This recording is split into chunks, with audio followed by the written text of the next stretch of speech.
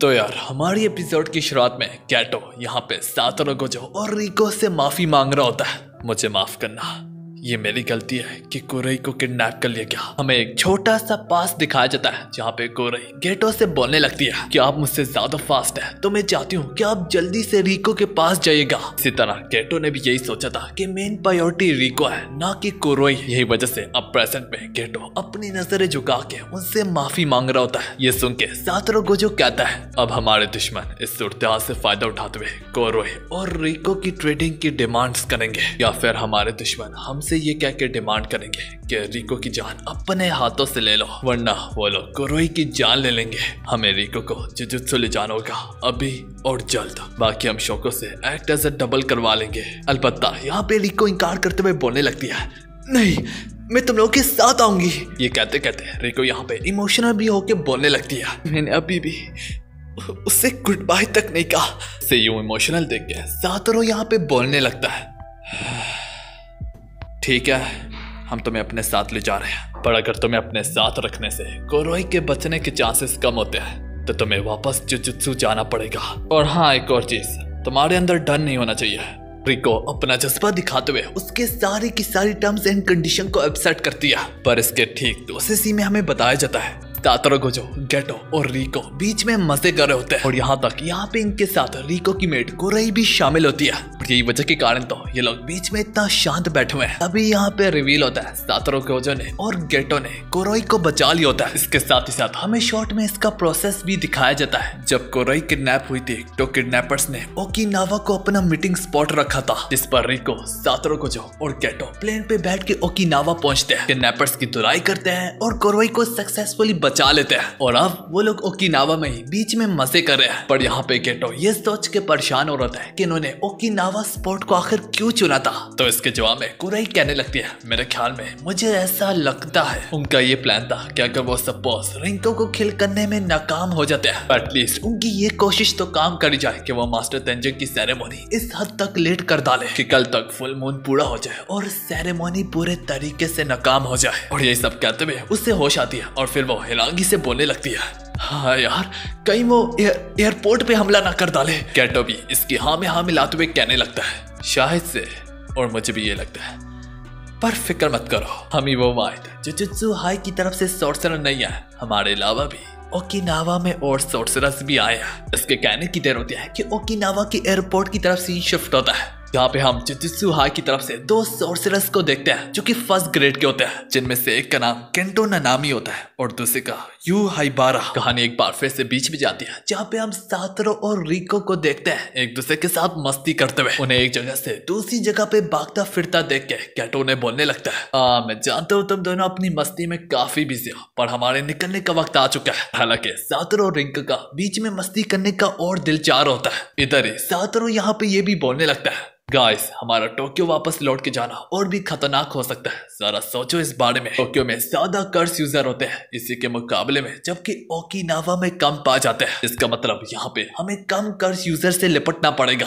पर ये सुन के गेटो उसके एकदम पास आके बोलने लगता है, तुम कल से लगातार अपनी टेक्निक्स वगैरह का यूज करते चले जा रहे हो, क्या तुम वाकई में जुजुत्सु हाई वापस लौट के नहीं जाना चाहते? तो सातोरू आगे से कहता है, मैं एकदम ठीक हूँ और इससे बेहतर तो मैं कभी भी नहीं हुआ, और वैसे भी तुम भी तो मेरे आस पास ही होते हो, मुझे काई का टेंशन लेने का। इसी वजह से वो लोग यू को टैक्स करके बता देते हैं कि हम लोग आज यहीं पे रुकेंगे। इसी तरह अब एक नए दिन की शुरुआत होती है और आज सेरेमोनी का दिन है, मतलब कि तेंजिन और रिको यहाँ पे एक हो जाएंगे। और जहां तक रेस्कॉर्ड डे की बात है, आज रेस्कॉर्ड डे नंबर 3 है। ये लोग safe and sound finally jujutsu high पहुंच चुके होते हैं। और जहां तक जुजुत्सु हाई की सिक्योरिटी की बात होती है, जुजुत्सु हाई पूरे तरीके से चारों तरफ से एक पावरफुल बैरियर से कवर है, कोई बाहर से अंदर नहीं आ सकता, पर पैरों तले जमीन तो तक सकती है। देखते ही देखते कुछ ऐसा होता है जिसकी किसी ने उम्मीद नहीं रखी होती। हम देख पाते हैं वही फुशिगुरो नाम का शख्स एकदम से कहीं से आ टपकता है और वो आते सारी सातोरू गोजो पे पीछे से शॉट से वार करता है। उसकी शॉट सातोरू गोजो के आर पार हो जाती है।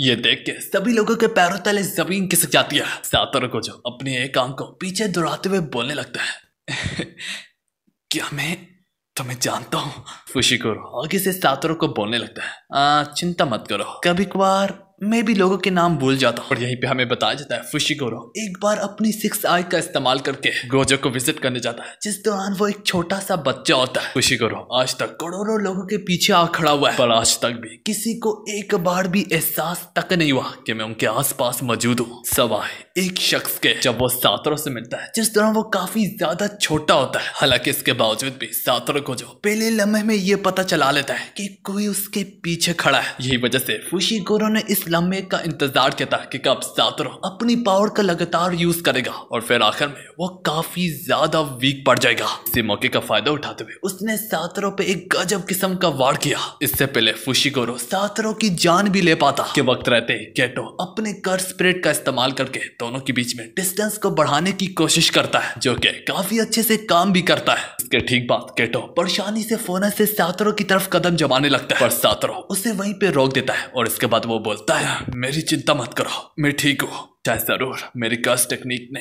मुझे वक्त पे बचाया तो नहीं, पर भला मेरी कर्स एनर्जी ने मुझे इस कदर तो बचा ही लिया था कि इससे पहले उसका मार मेरे वाइटल ऑर्गन्स को छू भी जाता। ये कहते हुए सातोरो गोजो अपने कदमों पे खड़ा होकर मजीद बोलता है, वैसे भी मेन प्रायोरिटी मैं नहीं हूँ बल्कि रिको है, तो गेटो ये जिम्मेदारी मैं तुम्हें देता हूँ, रिको को मास्टर तेंजन की जगह पे ले जाओ। तरी हम देख पाते हैं गेटो एक तरफ यूं यूं ही जाने लगता है। इससे पहले फुशिगोरो उसकी उस कर्स को मार गिराता है, जिसके कारण वो उसके और अपने बीच में फासले को बढ़ाने की कोशिश कर रहा था। हम देख पाते हैं फुशिगोरो एक काफी अग्रेसिव सी लुक दे रहा होता है, इसे जर्रा भी फर्क नहीं पड़ता कि कौन उसके सामने खड़ा हुआ है। अब वो काम करने आया है तो वो करके ही जाएगा। हम देख पाते हैं उसके पिछले वार से सातोरो गोजो ने थोड़ी बहुत डैमेज लिया है, उसके मुंह से भी पसीना बह रहा है और उसके चेहरे की लुक बता रही है कि वो अब ठीक से नहीं लड़ पाएगा। खैर तभी सातोरो गोजो की नजर उसकी शॉट पे पड़ती है, जो देख के ही वो बोलता है, ये शॉट तुम्हारी पिछली शॉट से अलग है, और ये कर्स स्पिरिट जो कि इसके पूरे जिस्म पे लिपटा हुआ है, आखिर ये कहां से आया? फुशिगोरो यहाँ पे रिंको के बारे में पूछने लगता है, बताओ मुझे आखिर वो स्टार प्लाज्मा वेसल वाली लड़की कहाँ पे गई?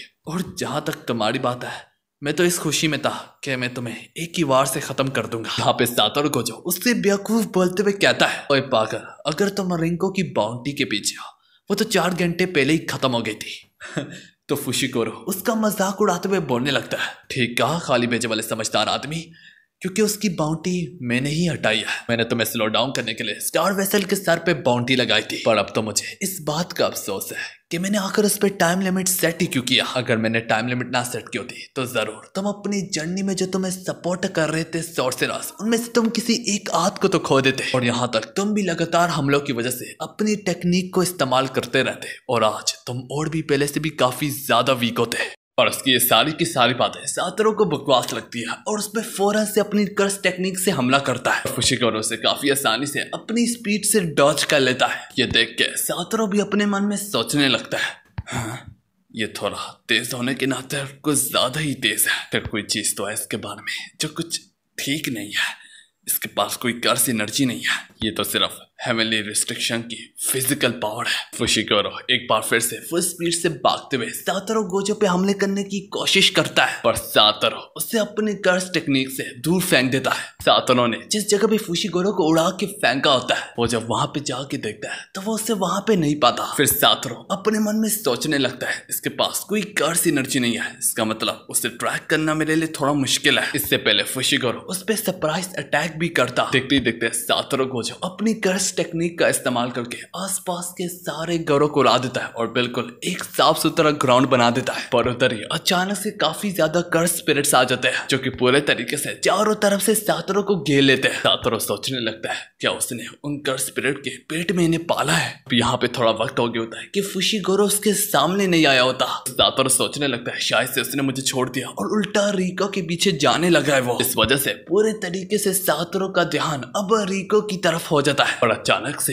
एक बार फिर से फुशिगोरो उसके पीछे आ जाता है, और फिर फुशिगोरो अपनी वेपन को सातोरो गोजो की गर्दन के आर पार कर देता है। पर बात यहाँ पे भी आके खत्म नहीं होती। सातोरो का पूरे तरीके से काम तमाम करने के लिए फुशिगोरो उसे यहीं पे चीर फाड़ डालता है। दूसरी ओर कहानी गेटो, रिको और कोराई पे जाती है। यहाँ पे कोराई उससे रोते हुए गुड बाय कह रही होती है कि यहाँ से तुम्हें आगे अकेले जाना होगा। इससे पहले वो आगे कुछ कह भी पाती है। रिको उसकी और फौरन से बढ़ते हुए से गले लगाती है। इसके बाद कोराई को पीछे छोड़ के गेटो और रिको आगे बढ़ने लगते हैं। फिर गेटो से main hall Tom's of charge के पास ले आता है। गेटो उसे बताता है तुमने इस ट्री को पार करके मेन रूट तक जाना है, जो कि बिल्कुल पूरे स्कूल की तरह ये भी पूरे तरीके से एक पावरफुल बैरियर से कवर है। सिर्फ उन्हें वही पार कर सकते हैं जिन्हें इनवाइट किया जाता है, और रिको यहाँ पे इनवाइटेड है। गेटो उसे बताता है कि यहाँ से तुम्हें अकेले ही आगे जाना होगा, या फिर अगर तुम चाहो तो तुम पीछे हट सकती हो और मिस कोराई के साथ वापस घर जा सकती हो। क्योंकि जब हमारे इंस्ट्रक्टर ने जब हमें इस मिशन की डिटेल्स दे रहे थे, उन्होंने मर्स की जगह अरेस का शब्द इस्तेमाल किया था। इसका मतलब है वो इस बारे में काफी गिल्टी फील कर रहे हैं। और यहाँ तक तुमसे मिलने से पहले भी गोजो और मैं एक चीज पे एग्री हुए थे। ये उसके कहने की देर होती है कि हमें एक छोटा सा पास दिखाया जाता है, जहाँ पे गेटो सातोरो से बोलता है अगर क्या होगा रिको मर्ज करने से इनकार कर दे। सातोरो बोलता है तो जाहिर सी बात है मर्ज फिर नहीं होना चाहिए। सुन के गेटो फिर बोलने लगता है अगर हम लोग मिशन के खिलाफ जाएंगे तो हमें फिर मास्टर तेंजिन से खुद ही लिपटना पड़ेगा। सातोरो काफी रिलैक्स तरीके से जो हमें बोलता है तो क्या हुआ मत बताओ, कहीं तुम्हारी फटी पड़ी तो नहीं हुई। कहानी प्रेजेंट पे आती है। गेटो से बोलने लगता है इससे कोई फर्क नहीं पड़ता तुम अपने लिए क्या फ्यूचर चुनती हो, हम लोग यहाँ पे सबसे ज्यादा स्ट्रॉन्ग है तो हम तुम्हें बचाएंगे। कहानी प्रेजेंट पे आती है जहाँ पे गेटो भी बोलने लगती है मुझे बचपन से कहा जाता था कि मैं काफी ज्यादा स्पेशल हूँ। स्पेशल होने के लिए लोगों से मैंने दूरी रखी तो इससे मुझे कोई फर्क नहीं पड़ता। मुझे तो ये तक नहीं याद कि मेरे पेरेंट्स कैसे मरे। मुझे लगा था मैं सैड बिल्कुल नहीं होगी चाहे लोगों से दूरी इख्तियार करके मुझे मर्ज होना पड़े। मुझे लगा था चाहे ये जितना मर्जी पेनफुल हो, मगर वक्त जैसे जैसे गुजरा है मैं सबके साथ और अच्छे से टाइम स्पेंड करना चाहती हूँ। मैं उनके साथ थोड़ी देर और घूमना चाहती हूँ, थोड़ा और वक्त बिताना चाहती हूँ। मैं अभी नहीं होना चाहती और जीना चाहती हूँ। ये बात सुनने के बाद गेटो से वापस लौट जाने के लिए बोलता है, पर हम यहीं पे देख पाते हैं एक बुलेट उड़ती हुई आके सीधा रिको के सर पे जा लगती है और उसी में उसकी मौत हो जाती है। और वो गोली किसी और ने नहीं बल्कि फुशिगोरो ने चलाई होती है। फुशिगोरो यहीं पे चौंक जाता है कि आखिर ये यहाँ पे क्या कर रहा है। गेटो हिरांगी से बोलने लगता है तुम यहाँ तक कैसे पहुंचे। फुशिगोरो भी उतनी ही कामली से जवाब देता है सारी सी बात है सातोरो को उड़ा के यहाँ तक पहुंचा। गेटो भी आगे से बोलता है ठीक है फिर मरो। ये कहते हुए वो बहुत सारी कर्स स्पिरिट्स को बाहर निकालता है और यहीं पे हमारी एपिसोड खत्म होती है।